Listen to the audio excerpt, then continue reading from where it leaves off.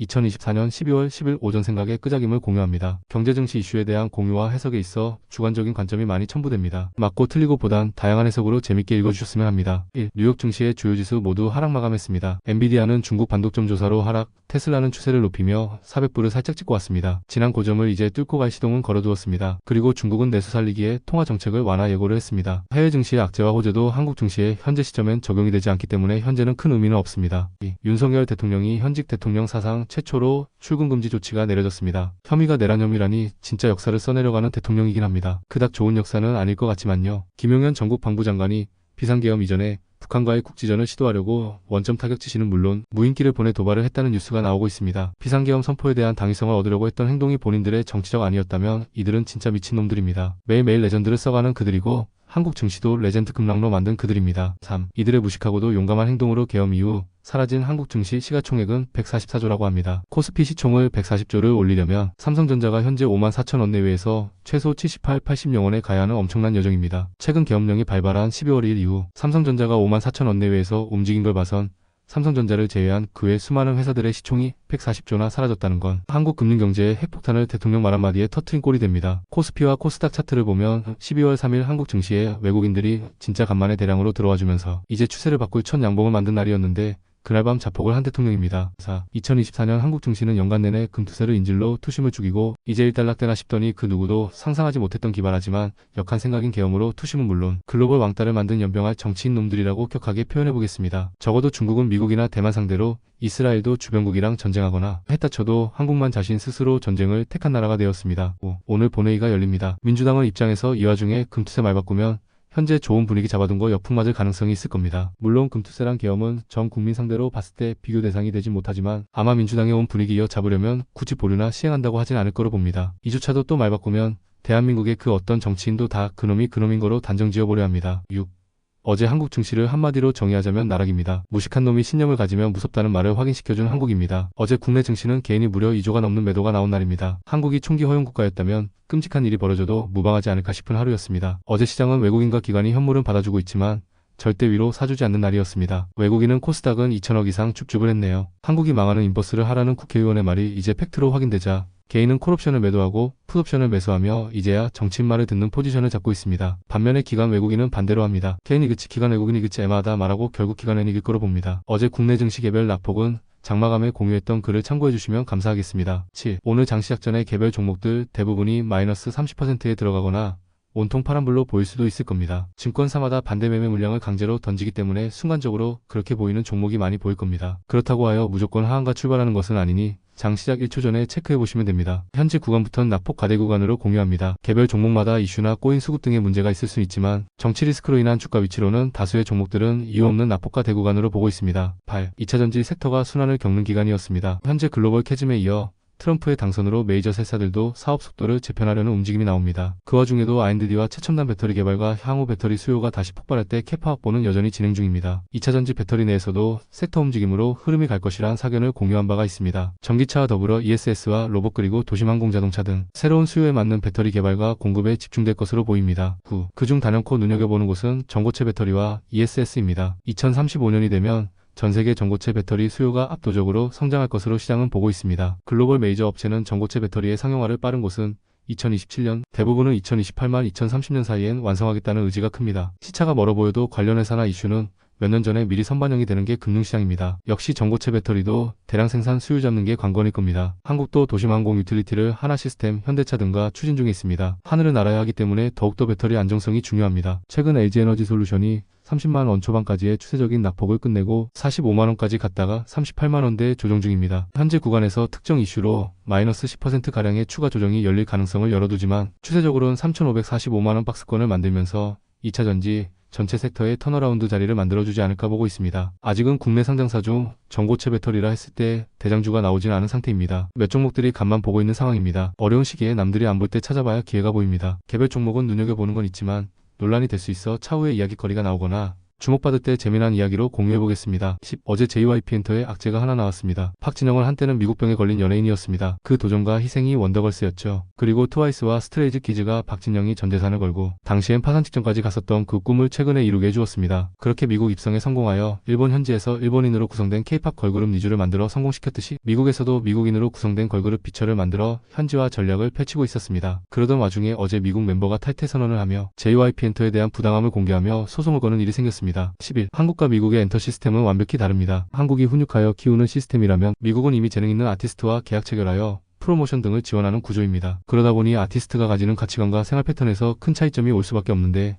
아시아 국가는 그나마 비슷한 문화권이라 한국의 연습생이나 아티스트 합숙 시스템이 잘 먹히지만 미주권 등은 자유를 중시하기 때문에 언젠가는 생길 수 있는 악재 중 하나였습니다. 12. JYP엔터는 어제 마이너스 7%의 주가 급락이 나왔지만 어젠 지수가 마이너스 5%가 빠진 날입니다. 다른 엔터사도 마이너스 510% 내외 하락이 나온 날입니다. 악재라 부르기엔 하락을 이용한 외국인 기관 투자자들의 매수가 강하게 들어왔습니다. 아직까진 큰 노이즈로 보진 않습니다. 미주권에서 피처라는 걸그룹이 아직 매출 기여가 없기 때문에 큰 타격은 없습니다. JYP엔터를 비롯 메이저 엔터사의 주가 흐름이 유사한 자리에 위치했기 때문에 최근 단기간 주가 상승에 의한 조정 구간으로 봅니다. 엔터 섹터는 아직도 목이 마른 구간으로 보겠습니다. 13. 재미난 이야기의 단골 손님 금양 이야기입니다. 공유 날짜는 이제 정리해서 올리진 않겠습니다. 금양은 어제 장 마감 후 공시를 또 하나 올렸습니다. 자사주 790만 주를 처분하여 1765억 내외의 현금을 확보하겠다는 내용입니다. 류광지 대표로부터 1000만 주를 무상 증여받은 금양입니다. 12월 2일 100만 주, 12월 5일 110만 주, 12월 9일 790만 주 하여 대략 2300억가량의 현금을 만들게 됩니다. 현재 공시 내용으론 기장의 2차 전지 건설 공장과 설비 자금 활용으로 쓰이게 됩니다. 100만 주 단위는 어찌 하루 만에 잘 넘겼는데 710만 주는 덩어리로 나갈지 쪼개서 나갈지 체크해봐야겠습니다. 금양이 10만원을 넘을 때 3만원 이하를 본다고 했는데 해당 가격으로는 내려왔습니다. 개인적으로는 금양이 드라마틱하게 성공하길 바란다는 말을 한 적이 있습니다. 시작은 사기로 오해받았지만 결국은 사업이 되어 성공한 분이나 사업도 의외로 많습니다. 어려운 시장 속 개별 종목 하나하나가 반전이 나오길 바라는 마음에 진심으로 응원합니다. 2170이든 뭐든 꼭 성공하길. 14. 이 회사는 리뷰하는 게 기분이 좋진 않습니다. 주가가 하락할 때 주목받는다고 언급한 회사입니다. 역시나 이번에 활동했습니다. 9월 26일 22번 26번에 공유한 양지사입니다. 22번에 한국 증시가 폭락할 때 해칭하듯이 올라가는 회사라 했었습니다. 8200원까지 세력들이 폭락시킨 후 이게 웬 떡이야 하고 이번 계엄령을 기점으로 들어올리기 시작하면서 1만원을 돌파시켰습니다. 이 회사는 비자발적인 강제 투자자가 된 김모 씨로 불러들였던 김대웅 씨가 언제 지분 매도 공시를 하는지가 관건일 겁니다. 9월 공유할 때 누군가 또 장난질을 시작한 것 같다고 언급한 적이 있습니다. 매집 평단가가 1만원 정도는 될 것 같아 아직 큰 수익이 난 것 같진 않습니다. 이번에 12,000원 위로 추세 이어붙이지 않는다면 또 인고의 시간으로 모아가며 다음 급락장을 기다릴 거로 보이네요. 한국 대표 하락장 대표 종목 양지사 재미로 보시면 됩니다. 15. 어제 트럼프 대통령이 우크라이나가 평화를 원한다는 기사가 장 마감 후 나오면서 시간에 우크라이나 재건 관련주들이 일부는 상한가와 39% 상승 마감하였습니다. 트럼프는 이제 재선에 욕심을 낼 수도 없고 죽기 전 마지막 업적을 만들거나 미국 역사에 남을 일을 하고 싶어 할 겁니다. 현재 가장 쉬운 게 우크라이나 전쟁 종결을 통한 노벨 평화상입니다. 조금 확대 해석한 면이 있을 순 있지만 트럼프의 취임과 동시에 할 수 있는 드라마틱한 취임 성과가 될 수도 있는 게 우크라이나입니다. 16. 12월 6일 1518번에 우크라이나 관련 테마주들을 직접 몇 개 언급하며 공유한 적이 있습니다. 언급한 종목들이 오늘 장 초반 시세를 올리며 다시 턴어라운드하는 지지 구간으로 올리거나 매물을 더 끄집어내는 작업을 할 가능성이 있습니다. 바로 치고 올라간다면 우크라이나 재건 이벤트를 조금 더 세력들이 가까이 왔다고 보는 걸 수도 있습니다. 보고 보시면 또 오늘 움직임이 재밌을 순 있습니다. 17. 어제 12월 9일 2023번에 공유한 이정재와 정우성의 아티스트 유나이트 리뷰를 해보겠습니다. 어제 증시가 안 좋았지만 유독 아티스트 유나이티드와 아티스트 스튜디오는 지난주 금요일 캐파락에 이어 마이너스 20% 급락을 했습니다. 만약 이 두 종목이 급등이 향후 나오면 아주 좋은 경험을 직접 돈을 넣지 않으셨더라도 경험하시게 될 겁니다. 이렇게 세력주가 주가 관리에 어떤 형태로 다양하게 관여가 되는지 간접 체험을 하지 않을까 싶습니다. 현재 아티스트 유나이티드는 이정재와 정우성의 배우 매니지먼트인 아티스트 컴퍼니와 합병 절차 과정에 있습니다. 이번 주 10일까지가 합병 찬성과 반대 접수 기간입니다. 만약 합병이 성사되면 이정재 23.49%, 27.1%, 정우선 4.7%, 10.99%로 아티스트 유나이티드 지분율이 올라갑니다. 이게 가능한 이유는 아티스트 컴퍼니의 지분 95.07%를 이정재와 정우성 두 명이 절반씩 소유하고 있기 때문입니다. 합병이 완료되면 아티스트 컴퍼니는 우회상장의 형태로 증시에 입성하는 것과 마찬가지입니다. 18. 합병법인의 합병가액 기준은 18,104원입니다. 그리고 주식 매수 청구권 행사 가격은 17,451원입니다. 합병 비율에 있어 아티스트 유나이티드 기존 주주들이 손해를 본다고 느낄 수 있지만 최근까지 주가는 18,000원으로 안정적으로 유지해줬기 때문에 합병에 반대할 가능성은 낮았습니다. 합병 반대란 곧 주식 매수 청구권 행사로 주식을 넘기겠다는 의미입니다. 현재 주가가 1만원대까지 떨어졌기 때문에 일부 개인 투자자 입장에선 주식 매수 선택권을 행사할 가능성이 높습니다. 그리고 만약 청구권 지급이 80억이 넘으면 이정재 측 입장에선 합병을 취소할 수가 있습니다. 그러면 이정재와 정우성 측이 손해일까요?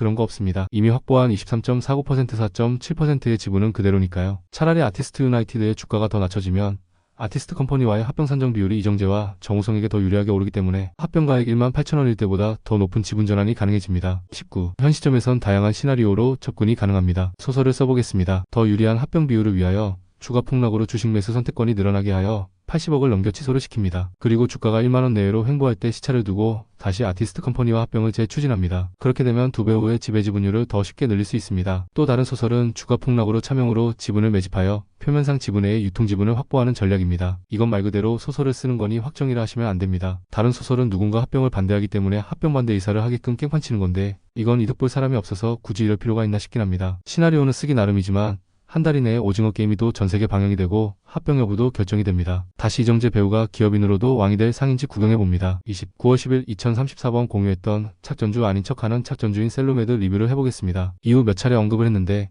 현재 다시 작업 초기 구간으로 가격을 밀어버렸기에 공유해봅니다. 전 분명 소설을 쓰는 겁니다. 오해 없으시길 바랍니다. 전환가액 조정 규정이 바뀌면서 과거와 같은 전략은 쉽지가 않습니다. 그래서 이전보다 더 돈이 많이 들고 더 깔끔해야 하며 더 확실하게 드라이브를 걸지 못하면 수차례 반복해야 합니다. 다행인 건 셀로메드의 꾼들은 오랜 기간 이 회사를 만지고 셀로메드에 특화되어 있습니다. 11월에 10억에 11을 또 찍었습니다. 2,823원짜리네요. 그리고 아직 26회차 최저 3,913원 28회차 3,490원 물량도 해결해줘야 합니다. 얼추 어디까진 올려야 하는지 감이 옵니다. 2,000원 이하로 누를 만큼 누르고 위로 흔들며 다시 작업을 해줘야 약속된 12들의 이탈이 가능해집니다. 셀루덤을 소재로 활용하는데 첨생법도 잘 버무려 활용할 것으로 보입니다. 23,500원을 돌파시킨 후에 리뷰를 다시 해보겠습니다. 20일 오늘부터 새로운 글을 하나 첨부할까 합니다. 묻지마 알아서란 시리즈로 할 예정입니다. 지극히 주관적인 관점으로 종목 이름만 띡 올릴 건데 그 어떤 코멘트도 달지 않을 겁니다. 명확하게 언급하지만 개인적으로는 해당 종목의 종목 추천이나 투자 권유가 아님을 밝힙니다. 대신 해당 종목은 제 나름의 이유로 그냥 선정한 것이라 혹시 알던 회사면 뭘까 하는 의문과 모르던 회사였으면 이걸 왜 공부하고 알아보는 재미로 오전 끄작임이 더 재밌지 않을까 싶어서 해봅니다. 착전, 세력, 주가급 등락, 경영권, 찌라시, 상패의심 등 뭐 여러 다양한 이유가 될 수 있습니다. 그래서 종목을 보고 알아서 판단해보는 상상력을 발휘해봐도 재밌고 더 집중할 거라 생각하여 새롭게 공유해보는 것뿐입니다. 오늘 첫 묻지마 알아서 주인공은 이스트 소프트입니다. 이게 다입니다. 22.